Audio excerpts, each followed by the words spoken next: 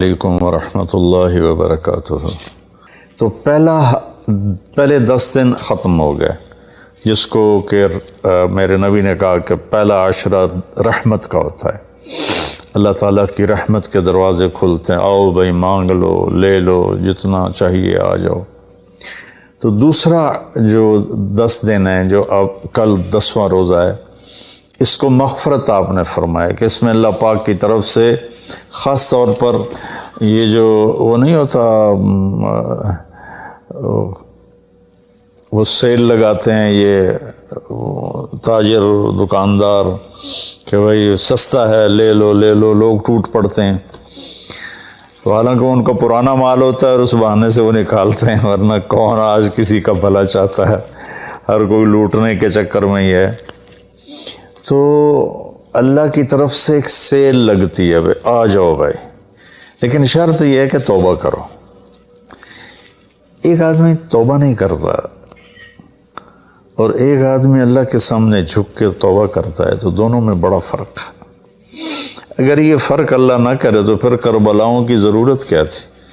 پھر اللہ کے نبی کے نواسے کو اپنا سر کٹانے کی کیا ضرورت تھی؟ تو پھر تو سنان بن نبی انس جس نے آپ کا سر کاٹا، وہ اور حسین برابر ہو گئے۔ تو توبہ شرط لگائی کہ تم توبہ کرو، میں معاف کروں گا۔ اچھا، پھر میں اللہ کے نبی پہ قربان جاؤں، آپ نے ہمیں بڑی سہولت دے دی۔ آپ نے کہا ما اسر من استغفر وَإِنْ عَادَ فِي الْيَوْمِ 70 مرة۔ جس آدمی سے دن میں 70 دفعہ توبہ ٹوٹی، 70 سے مراد ہے بہت زیادہ، ہو سکتا ہے 200 بار ٹوٹی ہوگا۔ جس آدمی سے 70 دفعہ توبہ ٹوٹی ہو، یعنی ایک دن میں بہت دفعہ ٹوٹی ہو، اور وہ ہر دفعہ توبہ کرے، تو اللہ کی نظروں میں مجرم نہیں ہے۔ ایک گناہ کرے اور پکا ہو جائے، وکھی جیسی سارے کرندے پہن میں کر لیا تھا کی ہو گیا، یہ بڑا خطرناک جا رہا ہے، یہ نہیں چھوٹے گا۔ لیکن جو گناہ کر کے روتا ہے، ایک آدمی میرے پاس آیا، 2-3 دفعہ آیا، پھر تو ملاقات نہیں رہی، شراب کی عادت تھی، تو اتنے صدمے اور افسوس کے ساتھ مجھ سے کہتا میرے لیے دعا کریں، مجھ سے شراب چھوٹتی نہیں۔ اور ایک دن تو اتنا رویا اس کی چیخیں نکل گئیں۔ تو اس کا معاملہ بہت آسان ہے، اور اگر کوئی توبہ پہ پکا ہو جائے، یہ تو وہ ہے کہ توبہ کرتا ہے توڑتا ہے، کرتا ہے توڑتا ہے، پھر کرتا ہے، پھر کرتا ہے، پھر کرتا ہے۔ ایک دفعہ جاوید چودھری صاحب مجھ سے کہنے لگے کہ آپ تو لوگوں کو گناہوں پہ دلیر بنا رہے ہیں، آپ کا نوکر اگر 3-4 دفعہ غلطی کرے آپ اسے رکھیں گے؟ میں نے کہا چودھری صاحب آپ نے طارق جمیل اور خدا کو ایک بنا دیا۔ میرا تو بیٹا بھی میرے ساتھ یہ سلوک کرے گا تو میں کہوں گا میرا پتر اے راہ پیا تے اے زمین پئی تے چھٹی کرو۔ تو میں تو اپنے بیٹے سے گزارا نہیں کروں گا، اس کو فارغ کر دوں گا، تو وہ تو نوکر تو بڑے دور کی بات ہے، وہ اللہ ہے جس کی رحمت اس نے خود رحمتی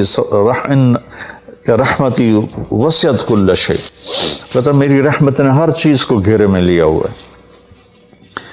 تو توبہ کرتا رہے گا ندامت کے ساتھ، دل کے ساتھ، پھر نفس کے ہاتھوں مجبور ہو کر یا ماحول کے ہاتھوں مجبور ہو کر کچھ کرنا پڑ جاتا ہے، ہو جاتا ہے، پھر وہ توبہ کرتا ہے۔ اس کا معاملہ بہت آسان ہے۔ اور جو توبہ پہ پکا ہو جاتا ہے تو اس کے ساتھ اللہ کیا کرتا ہے؟ پہلے اللہ تعالیٰ نے کہا کہ والذین لا یدعون مع اللہ الہ آخر، میرے بندے وہ ہیں جو شرک نہیں کرتے، ولا یقتلون نفس التی حرم اللہ الا بالحق، اور جو کسی کو قتل نہیں کرتے، ولا یزنون، جو زنا نہیں کرتے، ومن یفعل ذلک یلقى اثاما، جو یہ کام کرتا کرتا مر گیا اس کو بہت بڑا اس کا تاوان بھگتنا پڑے گا۔ یضاعف له العذاب ویخلد فیہ مہانا، فیہا ہے، ہاں یضاف لہ العذاب یوم القیامہ ویخلد فیہ مہانا، کہ اگر یہ کام کرتا ہوا ایک آدمی مر جاتا ہے، جیسے قبائلی دشمنیوں میں مارے جا رہے ہیں اور ان میں قاتل 100 آدمیوں کا قاتل ہے، اپنی موت مر جاتا ہے، تو کہا اس کی تو خیر نہیں ہے۔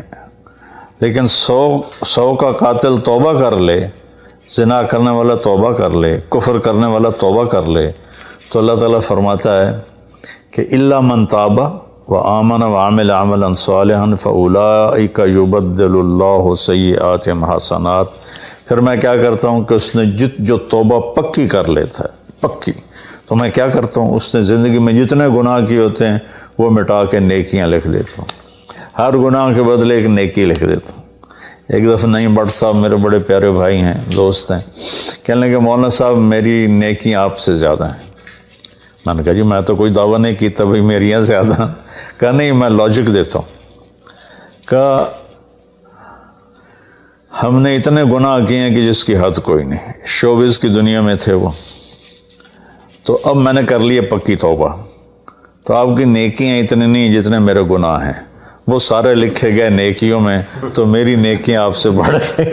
میں نے کہا بڑی زبردست آپ نے لاجک دی ہے، بالکل ٹھیک ہے، اللہ پاک جس کو جتنا چاہتا ہے دیتا ہے۔ تو توبہ پر اللہ تبارک و تعالی ہر شے معاف کر دیتا۔ یہ مہینہ مغفرت کا ہے، بخشش کا۔ یہ مطلب نہیں کہ بھائی ڈنڈے بھی مارتے رہو اور اللہ بخشش کر دے گا۔ اللہ تعالیٰ جس کو چاہے معاف کر دے، اللہ کی رحمت کسی شے کی حقوق العباد معاف کر دے، حقوق اللہ معاف کر دے، اللہ کو کسی چیز کی کوئی رکاوٹ نہیں ہے، لیکن اس کا قانون ہے ان رحمت اللہ قریب من المحسنین، میری رحمت ان لوگوں کے قریب ہے جو عمل کو خوبصورت بنا کے پیش کرتے ہیں اس کی بارگاہ۔ تو ایک صحابی جنہوں نے حضرت حمزہ کو قتل کیا، حضرت حمزہ رضی اللہ تعالیٰ عنہ علیہ السلام، وحشی رضی اللہ تعالیٰ عنہ، اللہ کے نبی نے مکہ فتح کیا تو ان کے قتل کا حکم دے دیا کہ جہاں ملے قتل کر دو، تو وہ بھاگ گئے طائف۔ ان کو کسی نے کہا جو آ کے کلمہ پڑھ لینا اس کو معاف کر دیتا، اور جو آ کے معافی مانگے اس کو معاف کر دیتا۔ تو کہنے لگے میں نے منہ چھپایا اور چپ کے راستوں سے مدینے پہنچا۔ اللہ کے نبی مسجد میں ایسے اپنے دھیان میں بیٹھے تھے، میں نے کہا اشہد ان لا الہ الا اللہ واشہد انک رسول اللہ، سب ایسے ہوئے، تو ان کا چہرے سے کپڑا ہٹایا، تو کہنے لگا مجھے امن چاہیے، میں امن کا طلبگار ہوں۔ تو آپ نے فرمایا اواشیون انتا، تو وحشی ہے؟ کہا جی ہاں۔ کہا میرا دل تو تھا کہ تم مجھ سے امن طلب نہ کرتا اور میں تیری گردن اڑا دیتا، لیکن میرا رب کہتا ہے کہ وَإِنْ أَحَدٌ مِّنَ الْمُشْرِكِينَ اسْتَجَارَكَ فَأَجِرْهُ حَتَّى يَسْمَعَ كَلَامَ اللَّهِ۔ اگر کوئی آ کر مشرک آپ سے پناہ چاہتا ہے تو اس کو آپ پناہ دیں، تو تجھے پناہ ہے، کچھ نہیں، بول بیٹھ۔ تو کہنے لگا میرے کچھ سوال ہیں۔ آپ نے کہا کیا؟ پھر کہنے لگا مجھے امن تو ہے نا، مجھے کہیں گے تو کچھ نہیں۔ آپ نے کہا نہیں کچھ نہیں کہتا، آپ کا رب کہتا ہے جو شرک کرے، قتل کرے، زنا کرے وہ جہنم میں جائے گا، جو میں نے ابھی آیت پڑھی۔ تو میں نے تو یہ سارے کیے ہوئے ہیں، تو کیا میرے لیے گنجائش ہے؟ آپ نے کہا اللہ کہہ رہا الا من تاب وآمن وعمل عملا صالحا فاولئک یبدل اللہ سیئاتہم حسنات وکان اللہ غفور الرحیم، کہ اللہ تعالیٰ فرما رہا ہے جو توبہ کر لے، جو ایمان لے آئے، جو اچھا عمل کرے تو اللہ معاف کر دے گا۔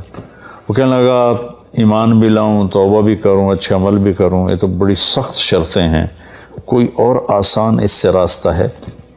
تو آپ نے کہا ہاں، اللہ تعالیٰ کہتا ہے کہ ان اللہ لا یغفر ان یشرک بہ ویغفر ما دون ذلک لمن یشاء، میں شرک معاف نہیں کروں گا، باقی جس کو چاہوں معاف کر دوں۔ تو اس پر کہنے لگا وحشی آپ مجھے قتل تو نہیں کریں گے نا، مجھے امن تو ہے نا؟ آپ نے کہا ہے۔ کہا اچھا اگر وہ یہ کہتا ہے کہ میں شرک معاف نہیں کروں گا، باقی جس سے چاہوں معاف کروں، اگر مجھے معاف نہ کیا تو مجھے کلمہ پڑھنے کا کیا فائدہ؟ تو پھر آپ نے تیسری آیت اس کے سامنے پیش کی، کیا میرے نبی کا ظرف ہے چچا کے قاتل سے کیسی بات کر رہے ہیں، اور ایسی بے دردی سے قتل کیا گیا، ناک کاٹ لیا گیا، کان کاٹ لیے گئے، پیٹ چیر دیا گیا، کلیجہ ہندا نے چبا لیا اور سارا آنتیں نکال کے باہر پھینک دیں، اور آپ ان کی میت پر اتنا روئے تھے کہ آپ کی ہچکیاں لگ گئیں۔ تو اللہ نے جبریل کو بھیجا کہ جاؤ میرے محبوب سے کہو کہ آپ روئیں نہیں، ہم نے حمزہ کو عرشوں پہ لکھ دیا ہے، حمزہ تو اسد اللہ و اسد رسول ہی، حمزہ اللہ اور اس کے رسول کے شیر ہیں، ہم نے عرش پہ لکھوا دیا ہے۔ تو کہنے لگا اگر مجھے معاف نہ کیا تو پھر مجھے کلمہ پڑھنے کا کیا فائدہ؟ تو پھر آپ نے تیسری آیت اس کے سامنے پیش کی، یا عبادی الذین اسرفوا علی انفسہم لا تقنطوا من رحمت اللہ ان اللہ یغفر الذنوب جميعا انہ هو الغفور الرحیم۔ اے میرے نافرمان بندو، کتنا پیار سے بلایا نافرمانوں کو، اور میرے کہا، میرے اب آدمی سگی اولاد کو کہتا تو میرے چنے جمع ہے، جب وہ نافرمان ہو جائے تو وہ اللہ تعالیٰ کافروں سے کہہ رہا ہے، نافرمانوں سے کہہ رہا ہے، اے میرے نافرمان بندو جنہوں نے اپنے اوپر ظلم کیا، تم گھبراؤ نہیں، تم توبہ کرو، میں سارے معاف کر دوں گا۔ کہنے لگا ہاں اے گل ٹھیک۔ پھر اس نے کلمہ پڑھا تو اللہ کے نبی نے پھر فرمایا اچھا یہ تو بتا یار، میرا چچا تو شیر تھا، تو نے کیسے قتل کر دیا؟ پھر اس نے ساری کہانی سنائی کہ مجھے مطعم بن عدی نے کہا تھا، ان کا غلام تھے یہ، کہ تو محمد کو یا علی کو یا حمزہ کو علیہم السلام کسی ایک کو قتل کر دے تجھے آزاد کر دوں گا۔ تو حمزہ پر تو میں سوتے میں بھی وار نہیں کر سکتا تھا، اس سے میرے اوپر اتنا خوف تھا، اور آپ کے گرد جانا ویسے مجھے پتا تھا محال ہے، چاروں طرف پیرا ہے، میں تو علی کو قتل کرنے نکلا تھا، لیکن جب میں اس کے قریب پہنچا تو اس کی نظر ایسے چاروں طرف گھوم رہی تھی، اور میں نے چھپ کے وار کرنا ہوتا ہے، تو میں چھپ نہیں پا رہا تھا، میں اس کی نظروں میں آ رہا تھا، چونکہ جیسے اس کی تلوار چل رہی تھی ویسی اس کی نظر بھی چل رہی تھی۔ تو پھر اس کو چھوڑ کے میں حمزہ کی طرف گیا تو وہ اندھا دھند، دونوں ہاتھوں میں تلوار تھی، وہ دائیں بائیں نہیں دیکھ رہے تھے، بس آگے جو آ رہا تھا گاجر مولی کی طرح کاٹ رہے تھے۔ تو اس کے راستے میں ایک پتھر کے پیچھے چھپ کے بیٹھ گیا، جب وہ میری زد میں آئے تو میں نے برچھا پھینکا تو ان کے لگا، تو انہوں نے مجھے ایسے دیکھا تو مجھے لگا میری جان نکل جائے گی، میں بھاگا وہاں سے ڈر کے مارے، حالانکہ مجھے پتا تھا میرا برچھا وار کر کام کر گیا ہے، تو پیچھے آوازیں ابا ہمارا ابا ہمارا، تو مجھے اندازہ ہو گیا کہ میرا کام ہو گیا۔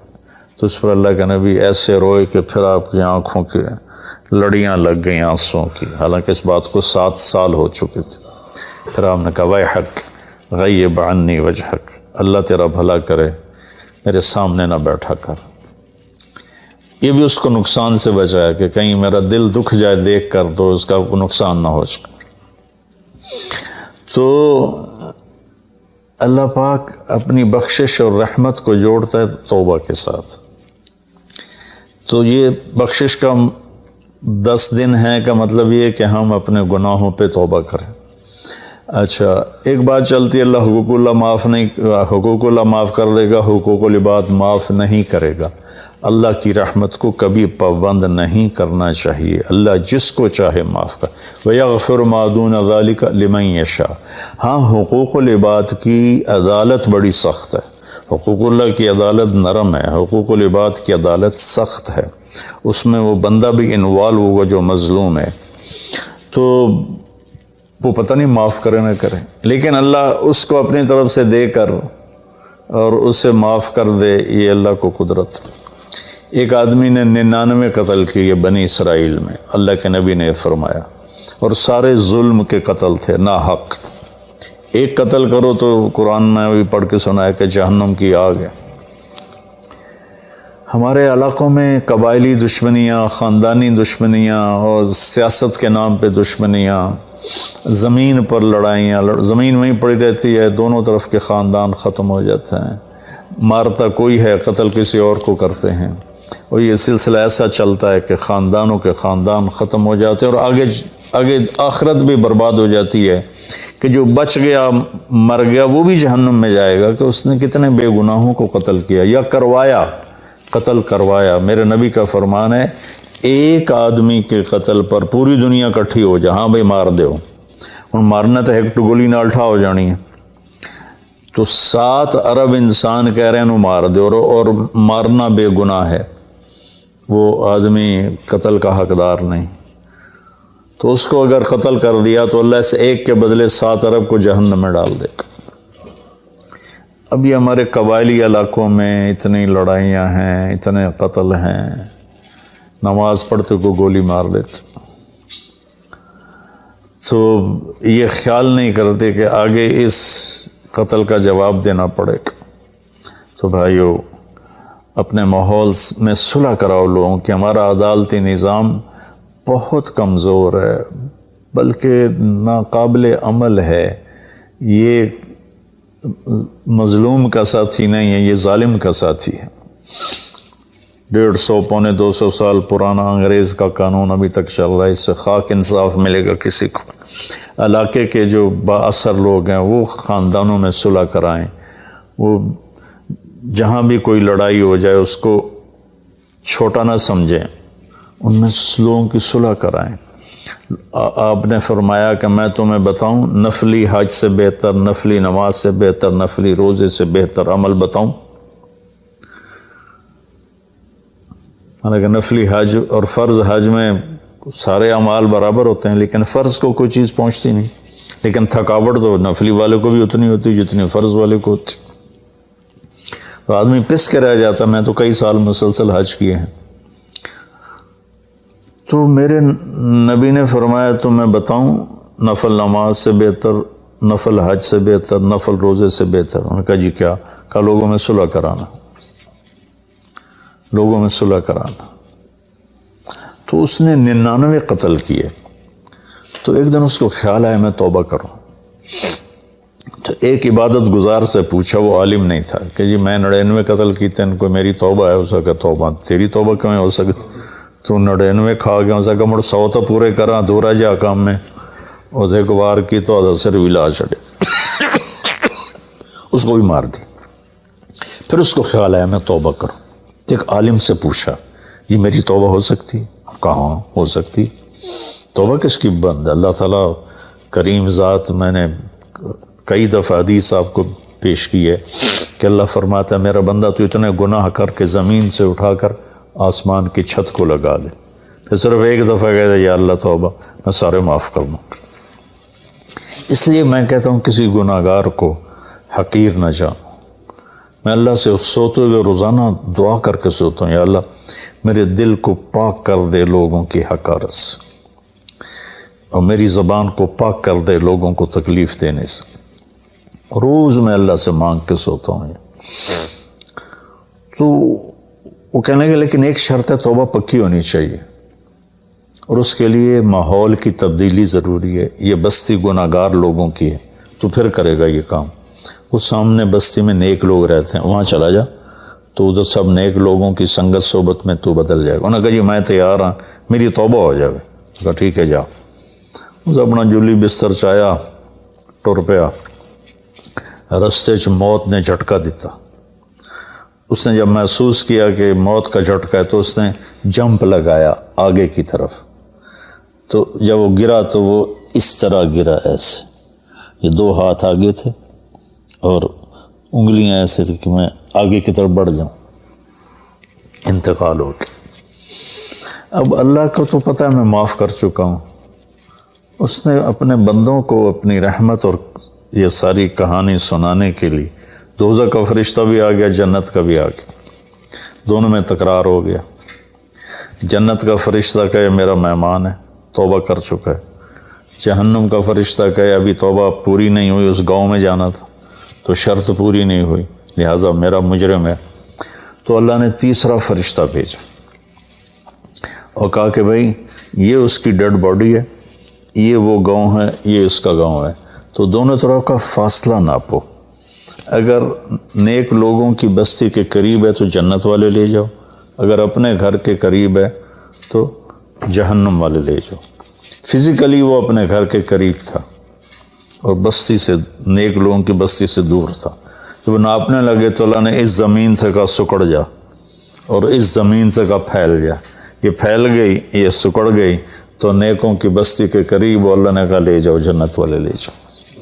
تو اللہ تو ایسا کریم ہے، ہم نے اللہ سے ڈرا کے لوگوں کو بھگا دیا ہے۔ ایک پڑھا لکھا نوجوان تھا، کہنے لگا تسی مولویوں نے ساڑھ کو رب بھی کھو لیا، اتنا ڈرایا جے کہ اسی ڈر کے ہی دوڑ گئے۔ اللہ تو سراپا رحمت ہے، شفقت ہے، رحیم ہے، کریم ہے، اس کی رحمت کی کوئی حد نہیں۔ لیکن بھائیو، جیسے اللہ کا ایک قانون ہے کہ اچھا اور برا برابر تو نہیں ہوتا نا۔